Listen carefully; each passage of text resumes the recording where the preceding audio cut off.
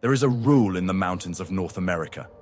Every grizzly bear born into this world has exactly one job before winter arrives. Eat enough to survive it. Not enough to thrive. Not enough to grow strong. Enough. Just barely enough. Most cubs are born in January, deep inside a den, and by the time the world outside is ready for them, late April, May, they have time. Time to learn, time to eat, time to build the weight their bodies need. But sometimes, a cub is born late. Sometimes, the biology misfires by 6 weeks, 8 weeks. And when that happens, the mountain does not adjust. The calendar does not wait. The snow comes anyway. October in the Northern Rockies is a particular kind of beautiful. The kind of beautiful that kills. The aspen groves have gone gold. The huckleberries have already given what they had to give. And along the river corridors, where the salmon pushed upstream in August and September, the water runs cold and clear now. Cleared out, mostly stripped of the abundance that made this place a feast just 6 weeks ago. In this landscape, a female grizzly moves through the early morning light. She is large, experienced. She has survived 11 winters. She knows what October means. She can feel it in the air, the light, the falling temperature at night. Her body has been eating for months, working through every caloric opportunity this mountain could offer. And she is ready, or very nearly ready. She is not alone.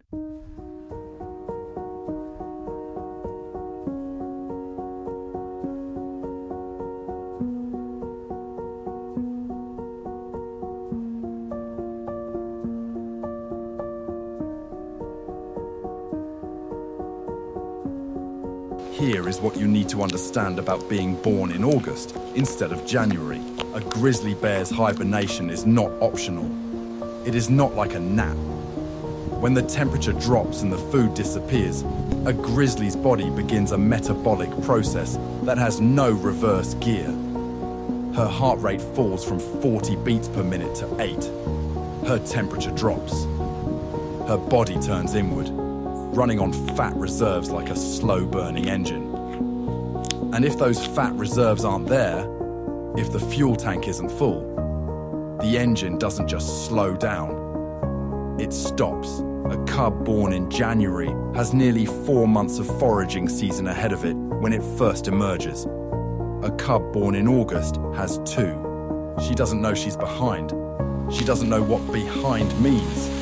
She just eats what she can, when she can, following a mother who does know, and who has been running this mathematics in the back of her body all autumn long. August. A normal grizzly cub in August is exploring, learning to dig, to smell, to follow the logic of its mother across the landscape. It is already several months old, already building skills. This cub in August is just beginning. She weighs approximately 5 kilograms. She needs to reach somewhere between 18 and 22 kilograms before the snow makes foraging impossible. Between now and then, she has roughly 60 days. She needs to gain, on average, 1/4 of a kilogram every single day. Every day she fails to eat enough is a day she cannot get back. Every day the season shortens. September. The salmon run is the mountain's most generous gift. For a few weeks, rivers that are normally just cold and fast become something else entirely. A feast spread out over miles of water, delivered by a species that swims 3,000 miles just to die in the shallows of a mountain creek. The mother brings the cub to the water.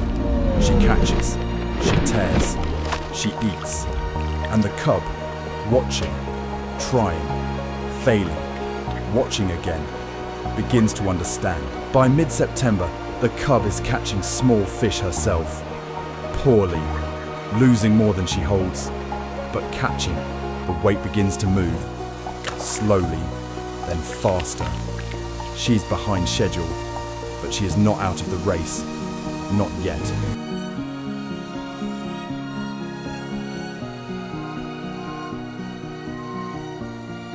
And then the salmon stopped. It happens. It happens more often than it used to. A drought year. A river that ran too warm in July.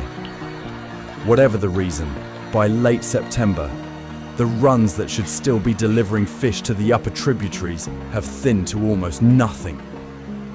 The mother ranges further. 5 miles, 8 miles, covering ground she would not have needed to cover in another year, in a season where the water ran cold when it should have, and the fish arrived when they were supposed to.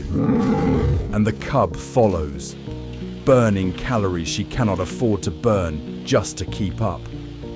The window is shrinking. The weight tracker is stalling. And now there is something else. Something the cub does not understand yet, but will. The smell of winter. Arriving not on a schedule, but whenever it feels like arriving. October. The light changes in October in a way that animals understand and humans have largely forgotten. It is not just colder, it is shorter. The hours of darkness lengthen, and something in the body of every creature that has survived a winter here responds to that change. Not with panic, but with a kind of ancient clockwork, a biological calendar that is older than language. For the mother grizzly, it is almost time.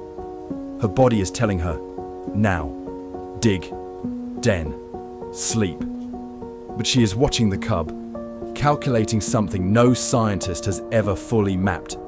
Whether this small animal beside her is ready, or whether another week on the mountain will give her what she needs. She cannot give the cub her own fat reserves. She cannot transfer what she has built over 11 seasons of surviving October. All she can do is stay out a little longer, eat a little more, and hope the mountain gives them one more week. But here is what the weight number doesn't fully tell you. A grizzly cub that enters hibernation underweight doesn't simply struggle. Its body doesn't just run on a shorter fuel supply and come up a little depleted in spring. What actually happens is more precise and more final than that. During hibernation, a grizzly's metabolism drops so low that even small nutrient deficits compound. The liver, operating at minimal capacity, begins processing reserves in a specific order. First the fat, then, if necessary, the protein. The protein is the muscle. And in a very small animal, the margins between fat and muscle are already thin. A cub that runs out of fat mid-hibernation doesn't wake up. Not because it starves exactly, but because the physiological cascade that follows is something its underdeveloped organs cannot recover from. It simply doesn't wake up in spring. The den that was supposed to protect it becomes the place it died. Quietly, invisibly, in the dark, alone. She found the site 3 weeks ago, a hillside hollow, south-facing, deep enough to hold heat against the cold that was coming. She has been preparing it, slowly, between foraging runs, lining it with leaves and grass and bark. And now, as the first real snow falls, not a dusting, but a serious snow, the kind that means something, she makes the decision that every grizzly makes alone, without knowing if it's right. She moves to the den. The cub follows. And before she enters, she does something that has no scientific explanation and no strategic logic and no apparent purpose. She stops. She turns. She looks at the mountain for a long moment. And then she goes inside. The cub goes inside. The snow falls. The entrance slowly fills. The mountain gets quiet. It gets very quiet. The law of the wrong season is not a cruelty. It does not target this cub. It doesn't know she exists. It is simply what happens when the timing that kept a species alive for 10,000 years encounters the rare biology that didn't quite fit the schedule.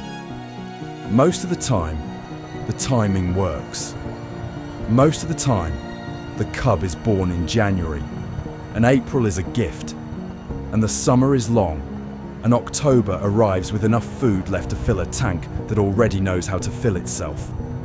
But sometimes, rarely, imperfectly, randomly, the timing slips. And what happens then is not a tragedy in the way we would write one. It is the mountain applying a pressure that is ancient and indifferent and, in its strange way, necessary. The cub that makes it through a wrong season first year is not just a survivor. She is a different kind of survivor. She is faster, leaner, less wasteful in her eating, quicker to adapt. Or she isn't. But either way, by the time the mountain knows the answer, in March or April, when the den opens and something emerges or doesn't, the mountain will already be preparing for the next season. And somewhere in a January den that hasn't been born from yet, the next year's cub is waiting.